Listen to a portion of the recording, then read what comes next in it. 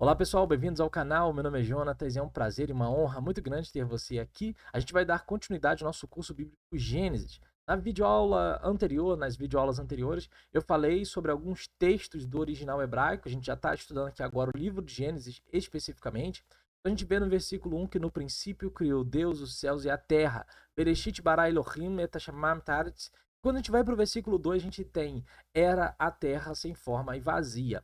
Então, esse verbo era, no português, quando a gente olha para o original hebraico, é o verbo raiar, que significa tornar-se ou vir a ser. Tá? Então, muito provavelmente foi a rebelião dos anjos, liderados ali por Lúcifer, que fez com que a terra se tornasse sem forma e vazia. A minha cobertura pastoral, o apóstolo Oséias, ele sempre fala algo muito interessante. Ele diz que o diabo não é para ser temido.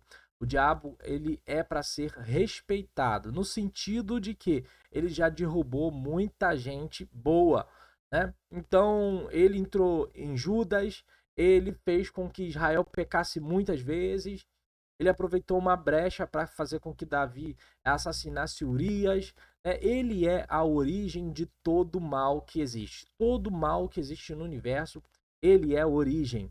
Às vezes eu fico pensando como que pode, né? Qual é a capacidade, qual é o poder de influência que esse ser ele tem, porque ele convenceu um terço dos anjos de Deus a se rebelarem contra Deus. Ele tem um discurso, um argumento com certeza muito forte, muito poderoso, né? E é interessante, né? Às vezes a gente olha e fala assim, qual é o quantitativo de anjos, né? Qual é a quantidade de anjos que se rebelou contra Deus, né? E a gente encontra não um número expresso, né, específico, mas a gente encontra uma relação fracionária lá em Apocalipse capítulo 12, quando diz que o dragão arrastou consigo um terço das estrelas dos céus. Ou seja, dois terços dos anjos permaneceram com Deus, né, ao lado de Deus. Então esse ser já derrubou muita gente boa, né, muita gente, Lúcifer, o diabo, né, fez com que Judas, que caminhou ali 3 anos com Jesus, vendo os sinais que Jesus fazia, ouvindo os discursos de Jesus, foi discipulado pessoalmente por Jesus durante 3 anos. No final, ele vende Jesus por 30 moedas de prata e vai, e tira a sua própria vida, de modo que as suas entranhas, né, se esparramam no campo de Aceldama, né, que ficou conhecido como campo de sangue. Então, a gente sabe, pessoal, que esse ser, ele é um ser muito inteligente, ele é um ser, assim, como é que eu posso dizer? Quando a gente olha para Isaías 14, fala que ele era sinete da perfeição. Né? Eu não estou falando as minhas palavras, estou usando as palavras da Bíblia. O texto bíblico vai dizer em Isaías 14, tu eras o sinete da perfeição, o modelo de perfeição. Tipo assim, quer olhar para algo perfeito? Né? Se você quisesse, né, antigamente, olhar para algo perfeito antes da sua queda, você podia olhar para Lúcifer. Ele era o sinete da perfeição, andava em meio a pedras afogueadas, gemas, né? O texto vai dizer lá de Ezequiel 28, o carbúnculo, a esmeralda, a safira, o ônix, várias pedras preciosas eram a cobertura dele. Então ele era tão vestido de glória, tão vestido de poder, e ele se corrompeu. Ele mentiu contra si mesmo, acreditando que toda a glória que cercava ele pertencia a ele, que era algo meritório dele, sendo que, na verdade, toda a glória, toda a honra pertence única e exclusivamente a Deus. Jesus fala assim: aprendei de mim que sou manso e humilde de coração. Jesus é tão humilde, Deus é tão humilde, né, que a glória pertence a Ele, mas Ele exalta, né, quem Ele quer, Ele coloca as pessoas em posição de honra, Ele fez com que Lúcifer fosse, antes da sua queda, esse modelo de perfeição, porque Deus, no seu caráter, na sua humildade, Ele não está apegado a essas coisas. Tanto que ele não está apegado, que Filipenses capítulo 2, versículo 8 vai dizer que tenham em vocês o mesmo sentimento que houve em Cristo Jesus, que embora sendo Deus, não viu na posição de Deus algo ao qual ele poderia se apegar, né?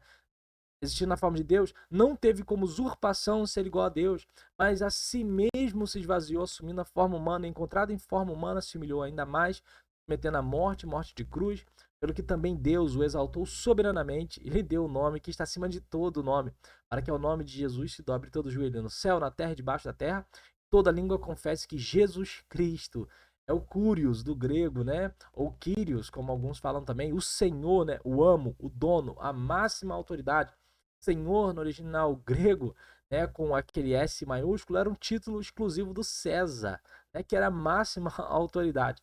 E a Bíblia fala que ele é o Rei dos Reis e o Senhor dos Senhores.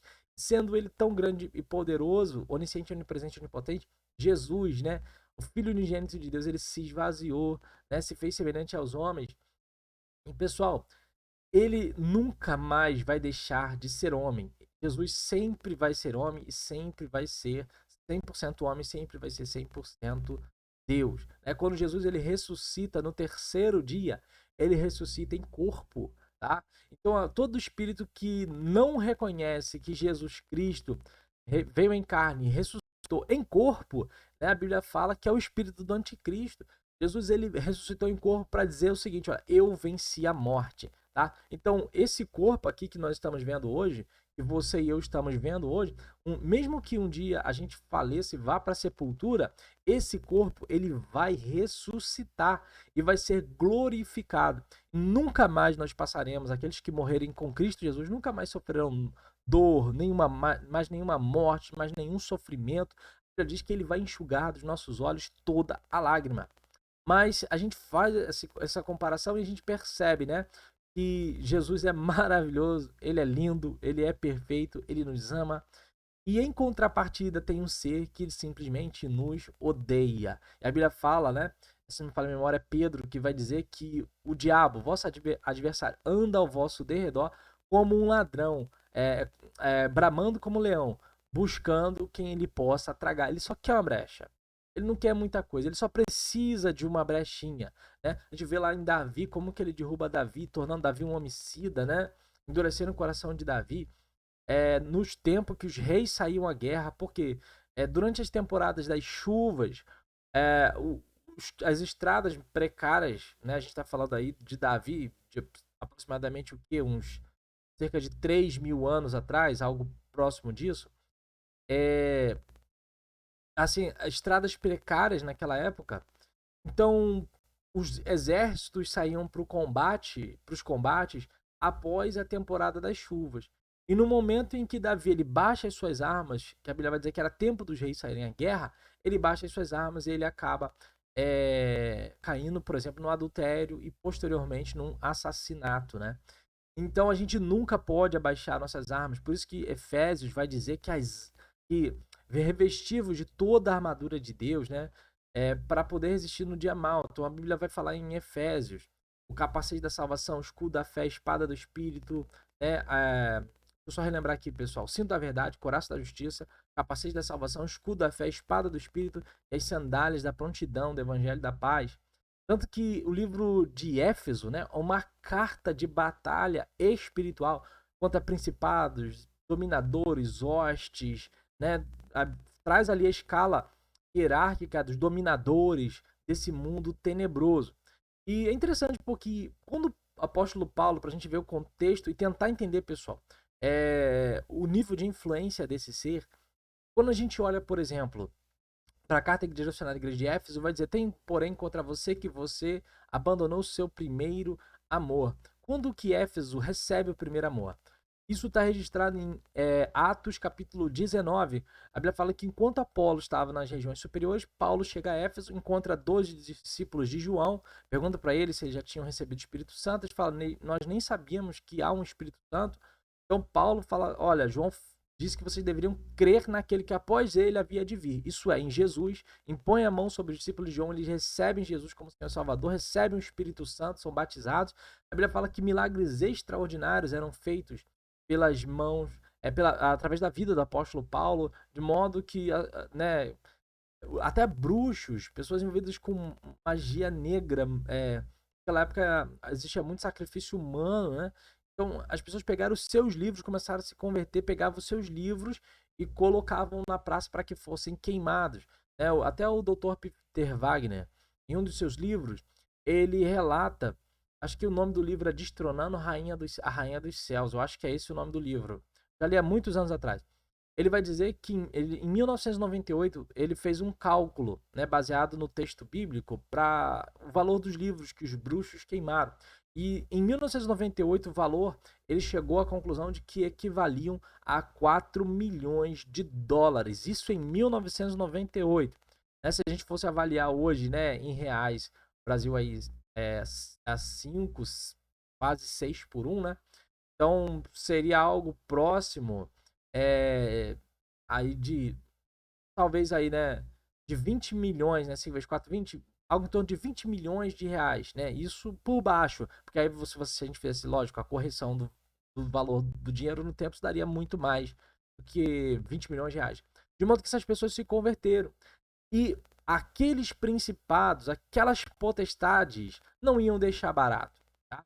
Interessante que havia uma guerra espiritual tão intensa em Éfeso que os filhos de Sevas, né, um sacerdote, foram expulsar um demônio. E a Bíblia fala que o demônio falou: eu sei quem é Jesus, eu conheço Paulo, mas vocês quem são? Né? Então deu uma coça neles, de modo que nus e feridos eles se foram. Isso caiu ainda mais temor sobre as pessoas. Mas esse principado, essa potestade não ficou quieto. Né? É interessante que Éfeso era considerado uma das capitais do Império Romano em bruxaria. Né? Tanto que o texto fala dos bruxos. Você tinha em Éfeso o templo de Diana, né? Ou Ártemis, né? Grego e romano. O templo de Diana, né? Que é a Mulher Maravilha dos filmes da Marvel. Era uma das 7 maravilhas do mundo daquela época. Tinha 120 colunas, o lugar era assim muito primoroso, com muito requinte. Então era o trono da rainha dos céus, ali em Éfeso. E Paulo vai ter um confronto direto, por exemplo, com Demétrio, que vai levantar, né, os ourives, as pessoas que faziam imagens de escultura de Diana para idolatria. Ele vai levantar aquelas pessoas, eles vão se reunir no anfiteatro, que cabia cerca de 25 mil pessoas durante 2 horas. Eles vão ficar gritando: grande é Diana, deusa dos Efésios. E aí, quando Paulo escreve aos Efésios, ele vai dizer: a nossa luta não é contra carne nem sangue, é contra os principados, contra as potestades, contra as hostes espirituais da maldade, contra os dominadores deste século nas regiões celestiais. Então, a guerra espiritual, de modo alguma, pode ser negligenciada por cristãos. Então, Paulo fala para a gente vestir a armadura de Deus. Tem gente que às vezes fala assim: não, mas o diabo foi derrotado lá na cruz, quando Jesus venceu a morte, venceu o inferno, venceu tudo, tá? Mas o apóstolo Paulo, ele tá pregando o evangelho em Éfeso depois da morte e ressurreição de Jesus, né? Então Jesus já estava no céu e Paulo tá enfrentando um monte de demônios ali. Então a obra de Jesus já havia sido concluída na cruz e ao terceiro dia ele ressuscitou. E muito tempo depois, né, um bom tempo depois, pelo menos, o apóstolo Paulo está enfrentando um monte de demônios, né, expulsando demônios das pessoas. E eu tenho o e-book do livro de Gênesis, onde eu trago cada uma dessas cartas do livro de Apocalipse, né? Falei para vocês um pouco do contexto da cidade de Éfeso, tinha a Biblioteca de Celso, a Rua do Porto. Então tem todo o contexto da cidade de Éfeso, Esmina, Pérgamo, Tiatira, Laodiceia. Então são cartas, se você analisar, o tempo todo de Apocalipse são cartas de batalha espiritual. Por exemplo, onde Antipas é morto, se não me falha a memória, é Pérgamo, que eu teria que ver aqui o meu material de novo, né, no nosso e-book, só para relembrar certinho, mas tenho quase certeza que é Pérgamo. Fala que está o trono de Satanás, onde a Antipas, a fiel testemunha, foi morta. Então, assim, tem um aspecto muito interessante relacionado a Pérgamo e a Segunda Guerra Mundial. E onde esse trono de Satanás ele está hoje? Não a réplica, mas o trono que a Bíblia menciona lá em Apocalipse, original, ele está no Museu de Berlim hoje. Tá? Então, inspirou Hitler, né? Quando ele fez o Zeppelin Tribune, né? Com Albert Speer, que era o engenheiro de Hitler. A gente vê então o trono de Satanás, era as principais divindades que eram adoradas ali: Asclépio, Dionísio, Atena, isso em Pérgamo, né, onde está o trono de Satanás. O Zeus, além do culto ao próprio imperador, né? Então tem todo o contexto histórico como Antipas foi morto. Então a gente olha, por exemplo, mais pra frente, eu acho que é Tiatira, se não me falha a memória, eu teria que verificar. Vai falar sobre o espírito de Jezabel que estava dentro da igreja, ensinando os irmãos a se prostituírem e a praticarem moralidade sexual e idolatria. Então a gente vê de novo um espírito maligno, demoníaco, lutando contra a igreja. Então a batalha espiritual da igreja, ela é real, ela é constante. O diabo ele vai tentar tocar o nosso orgulho. Quando ele não utilizar a vaidade, geralmente ele tenta abrir feridas na nossa alma, dores emocionais, para através dessas dores, dos traumas, né? Ele forjar em nós um caráter que não é um caráter de amor, que não é um caráter de integridade, que não é um caráter de honestidade, que não é um caráter, né? O amor não é só o sentimento, né? O amor ele é uma ação, né? Tanto que Éfeso vai dizer que você perdeu o primeiro amor. Então, o amor ele precisa ser demonstrado. Então, a gente precisa muito compreender, né, essa batalha espiritual que nos cerca. Ele vai sempre procurar usar as nossas dores, ele vai tentar inflar o orgulho. Né? Quantos homens de Deus você já viu? Com certeza, eu já vi vários, você também muito provavelmente já viu vários. Quantos homens de Deus, mulheres de Deus, que começaram muito bem, de repente eles terminaram muito mal. Às vezes começam com princípios bíblicos, dentro de uma verdade de Deus, tem experiências com Deus extraordinárias, né, experiências sobrenaturais, mas em algum momento aquela picada do orgulho vai lá e morde a pessoa. E ela deixa a essência, né? E então a gente vai, eu acho que já falei muito, né, mas é importante, logicamente, com certeza, falar sobre esses assuntos porque acabam somando ao nosso estudo, né? Tomando muita coisa. Bom, pessoal, eu vou abrir então aqui o nosso e-book. A gente vai falar então aqui um pouco, deixa eu só, isso, falar um pouco sobre esse ser, né? Lúcifer, né? Então, o nome dele, pessoal, no original hebraico, só para mostrar para vocês, é esse aqui, ó. Hillel Ben Shahar, do original hebraico, tá? Então, de onde que vem esse nome Lúcifer? É o seguinte, vocês sabem que a Septuaginta é a versão, né, a tradução da Bíblia do hebraico para o grego, né, a Septuaginta. E também a gente tem a Bíblia do latim, né, do grego para o latim, que é chamada de Vulgata, né? Jerônimo traduziu. Então, lá em latim, é Lúcifer, e no grego é fósforos, tá? Só para a gente entender. Então, Isaías 14, versículo 12, né? Como caíste do céu, ó estrela da manhã, filha da alva, né? Ernefalta me chamai, Hilel ben Shahar. Então, a expressão aqui, ó, estrela da manhã, quando Jerônimo traduziu a Vulgata, ele traduziu o seguinte, ó, lute é luz. Lute, ó, aqui, ó. Lute significa luz. E fer é o equivalente a transferir, transportar, tá? Então, Lucifer, no latim, significa aquele que transporta a luz. Mas aquele que transporta a luz não é o dono da luz, tá? Ele apenas transporta. Imagine que você vai fazer uma mudança de uma casa, você contrata uma transportadora para levar os seus móveis para uma outra residência. Aquela transportadora não é o dono, não é dona dos seus móveis, ela apenas é o responsável, né? O administrador é assim, transitório, né, por um curto espaço de tempo, dos seus móveis, mas não é o dono. Então o Lúcifer achou que ele era o dono da luz dele, né, que havia nele, que na verdade quem é o dono de todas as coisas é Deus, né? Então existe, assim, a gente vai encontrar muita tipologia, pessoal, luciferiana no meio secular pagão. Por exemplo, na mitologia grega, né, Prometeus, né, uma tipologia luciferiana transfere conhecimento do fogo, algo que pertencia somente aos deuses, para a humanidade. Então foi a mesma coisa lá que a serpente ofereceu, né? Vocês serão conhecedores, né, do bem e do mal. Sereis como Deus, né? Vocês vão ser como Deus, conhecedores do bem e do mal. Então a gente vê a proposta dele, como é que ele também conseguiu enganar ali Eva, né? Então, na Septuaginta, né, do hebraico ali para o grego, estrela da manhã é fósforos, né? Lembra do fósforo aí do fogão mesmo, aquele, né, palitinho que a gente acende e acende um fogão, uma lareira, qualquer coisa nesse. Então, fósforos, tá? Então, quando eles traduziram a Bíblia do hebraico para o grego, é fósforos. Então, fós é luz e foro, né, é portar, no sentido de possuir, né, mas no sentido daquele que administra, porque a glória é, logicamente, de Deus. Então, olha só, aqui, ó, em hebraico, como caíste do céu, né?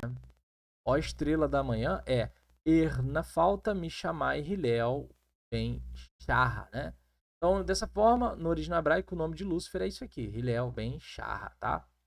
Então, Hillel significa aquele que brilha, né?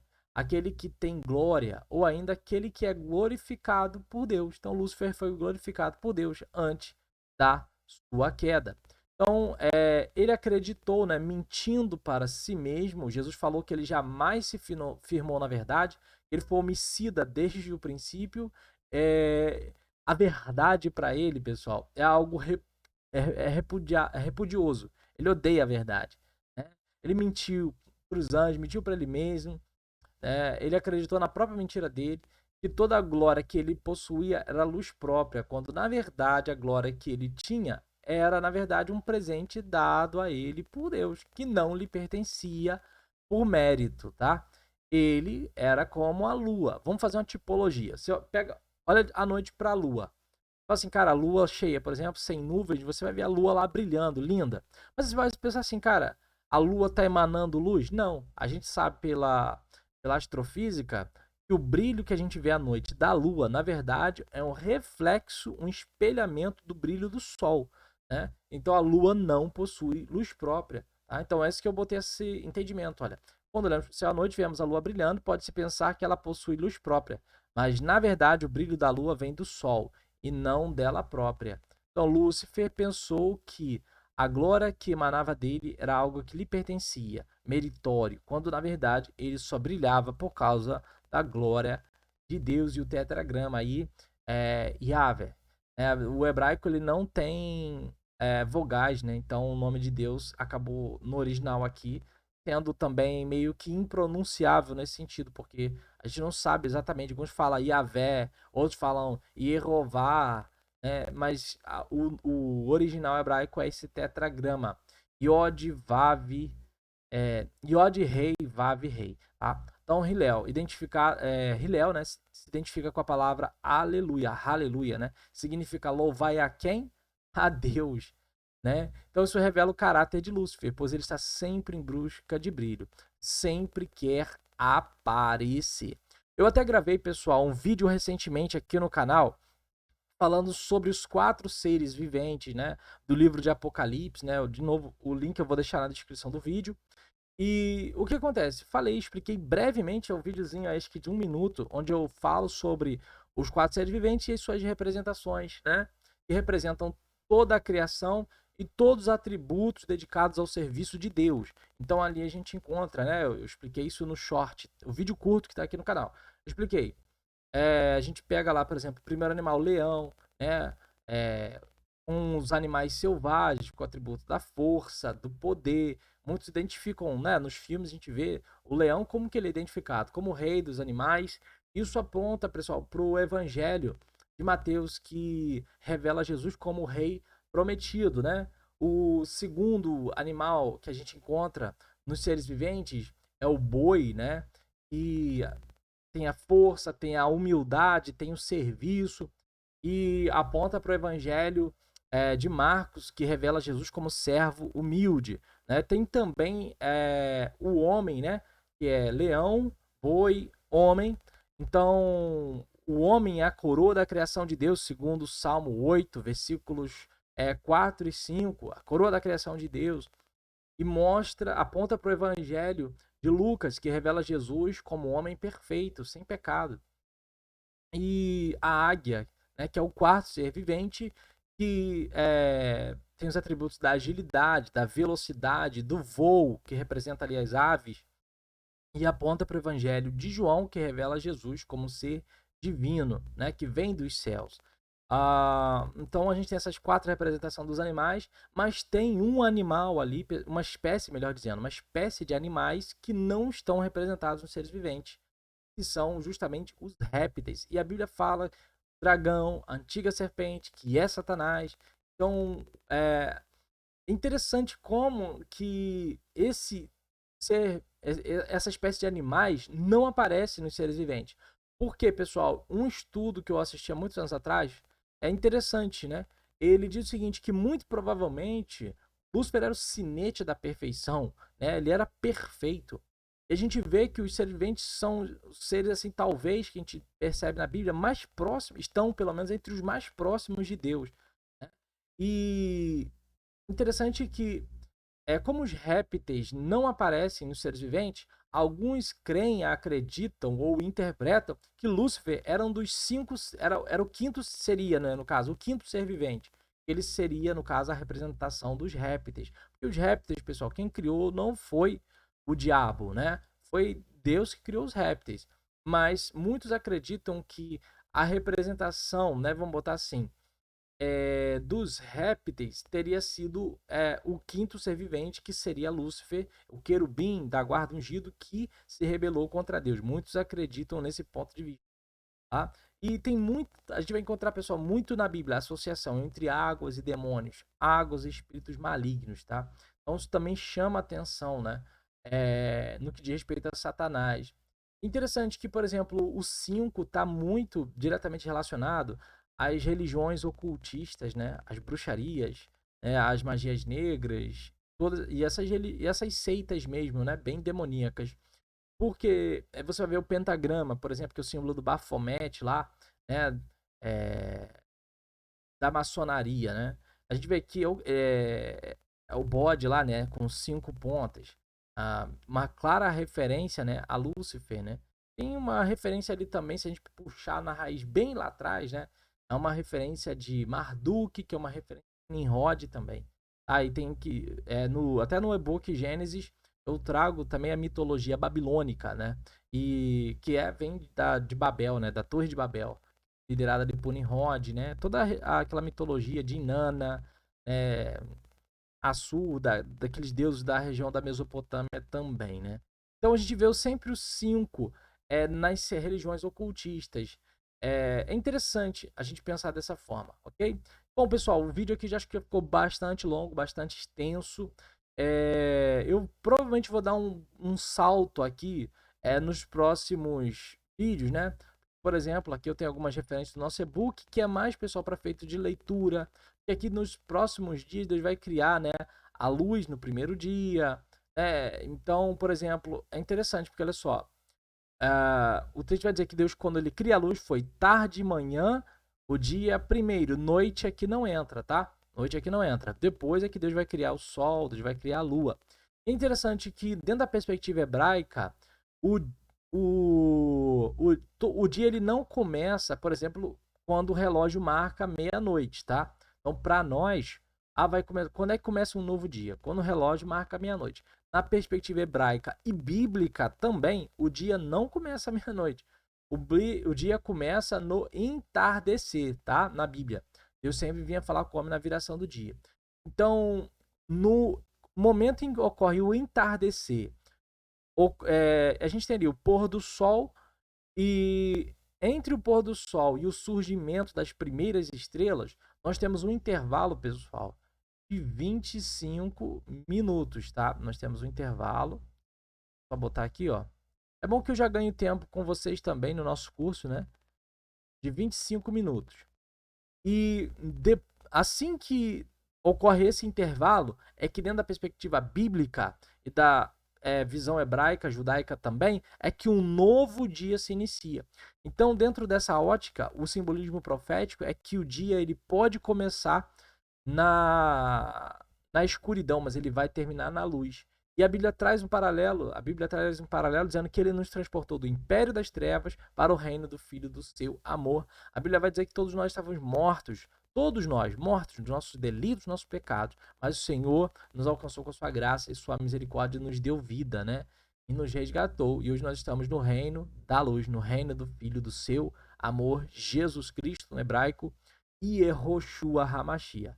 Tá bom, pessoal? Então, vou finalizando aqui mais um vídeo. Se você gostou, dá uma moral pra gente. Vou te pedir pra você deixar um like, né? Se você puder também, compartilhe esse vídeo aí com alguém. Olha, dá uma analisada aqui nesse estudo bíblico aqui, né? Desse irmão aí. Quem sabe a pessoa também não gosta. Vai crescendo o conhecimento da palavra de Deus, tirando dúvidas também desse livro de Gênesis, né? Desse ser aí que se rebelou contra Deus. Um forte abraço, pessoal. Até o próximo vídeo. Valeu!